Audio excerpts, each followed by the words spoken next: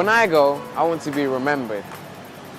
A huge statue in the centre of town, Romario, the greatest actor who ever lived. How do you want to be remembered? Warmly, and as somebody who was kind. I would like to be remembered as something a bit more complex than just one story. I would like to be remembered by the things that I plan to do. Hopefully I want to be a lawyer, and a successful lawyer, and hopefully I can inspire young females and let them know to keep on going. Everyone has different dreams, and there's no knowing how the future will pan out. I can't say that I'll ever become a famous actor, although I'm trying my hardest. One thing we all know for certain, however, is that life must come to an end. Death is such an important part of everyone's life, and every single religion and culture has some kind of ritual or ceremony that is performed when someone dies.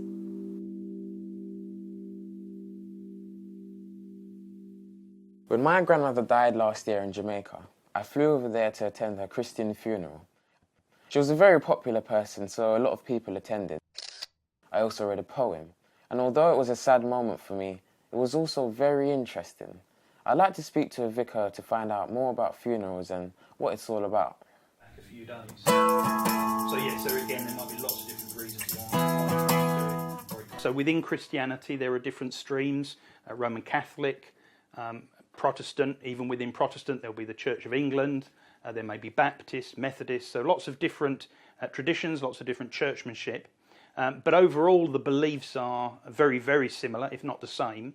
And therefore, any funeral will have very similar components. Of course, a funeral is not just about what happens on the day or even after a person has died. So sometimes I will actually know beforehand that a person is really ill or really sick.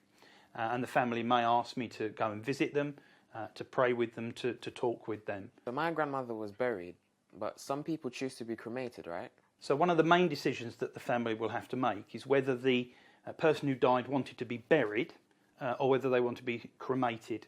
If they're buried, we might have a funeral service at the church first and then go to the graveyard, whether it's at a separate cemetery or within the church grounds, or whether they want to be cremated. If it's a cremation, we may have a service at the church first and then go to a crematorium, or we may do the whole funeral at the crematorium where the body is reduced to ashes. Organising a funeral sounds like hard work. I guess that's why people go to funeral directors to help them with the process. Funerals can be as simple and as elaborate as a family want, and we're there to kind of help them express their wishes or what they feel is right for their loved one. This is our workshop where we make our coffins, and they can be of a simple nature like this or more elaborate, but we obviously make them in here. So this is a normal type of hearse that we use on funerals. Obviously it's used to transport the coffin to the church or the crematorium. This is a chapel arrest where a loved one would obviously rest in here, and families would come in to see them if they wish. Being a funeral director is in one respect a very rewarding position. We look after families probably sometimes at their lowest in life, and when they come into us, they come in, needing that support. So what would normally happen is that the cars would arrive, and the family will then have decided whether they want to come in and have been sat first, or whether they'll want to follow the coffin in.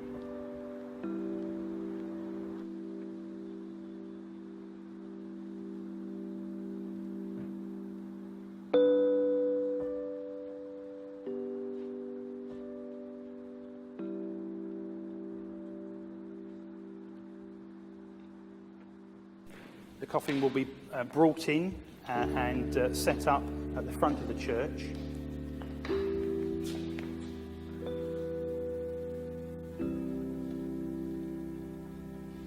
And I'll then start by probably reading a few verses from the Bible, and then I'll welcome people and I'll remind them that we've come together for three reasons: to celebrate and give thanks for the person's life, to say our goodbyes, and to pray. I'll then start typically with a very general opening prayer, and we may sing a hymn or a chorus or some sort of song requested by the family. Typically, we'll then have a eulogy or a tribute, and this is an opportunity just for some of the things about the person's life to be remembered. Sometimes, of course, depending on what the family would like to do, we may invite them actually to come up and stand around the coffin. And sometimes they'll want to lay a particular memento or maybe flowers on the coffin as part of their contribution. And then we will come to the point of committal. And if it's a burial, that will take place at the graveside, where the coffin is lowered into the ground.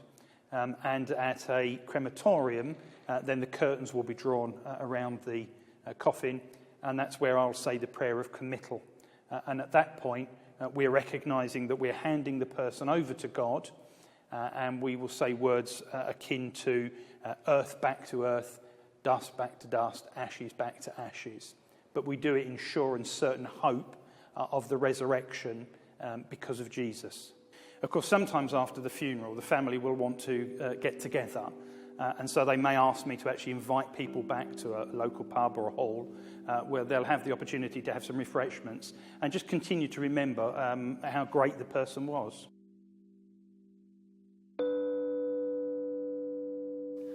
In a way, it's like a goodbye party, but Christians also believe that we will meet the soul again in heaven, so it's more of a goodbye for now and not goodbye forever.